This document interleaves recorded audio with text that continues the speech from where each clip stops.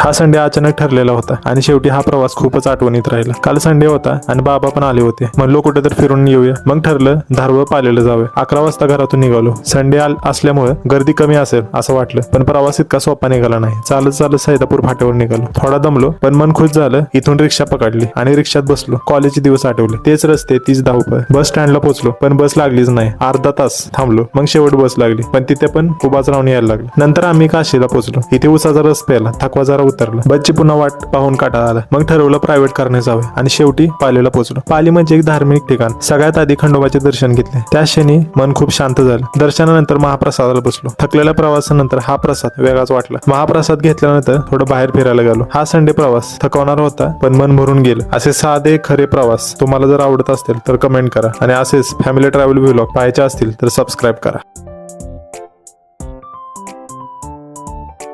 हा संडे अचानक ठरलेला होता आणि शेवटी हा प्रवास खूपच आठवणीत राहिला। काल संडे होता आणि बाबा पण आले होते। म्हणलो कुठे तर फिरून येऊया। मग ठरलं धारवळ पालेलं जावं। 11 वाजता घरातून निघालो। संडे असल्यामुळे गर्दी कमी असेल असं वाटलं, पण प्रवास इतका सोपा निघाला नाही। चालत चालत सैदापूर फाट्यावर निघालो। थोडा दमलो पण मन खुश झालं। इथून रिक्षा पकडली आणि रिक्षात बसलो। कॉलेजचे दिवस आठवले। तेच रस्ते, तीच धावपळ। बस स्टँडला पोहोचलो पण बस लागलीच नाही। अर्धा तास थांबलो, मग शेवट बस लागली, पण तिथे पण उभाच राहून यायला लागलं। नंतर आम्ही काशीला पोहोचलो। इथे उसाचा रस प्यायला, थकवा जरा उतरला। बसची पुन्हा वाट पाहून काटा आला। मग ठरवलं प्रायव्हेट करणे जावे आणि शेवटी पालीला पोहोचलो। पाली म्हणजे एक धार्मिक ठिकाण। सगळ्यात आधी खंडोबाचे दर्शन घेतले। त्या क्षणी मन खूप शांत झालं। दर्शनानंतर महाप्रसादाला बसलो। थकलेल्या प्रवासानंतर हा प्रसाद वेगळाच वाटला। महाप्रसाद घेतल्यानंतर थोडं बाहेर फिरायला गेलो। हा संडे प्रवास थकवणारा होता पण मन भरून गेलं। असे साधे खरे प्रवास तुम्हाला जर आवडत असतील तर कमेंट करा आणि असेच फॅमिली ट्रॅव्हल व्लॉग पाहायचे असतील तर सबस्क्राईब करा।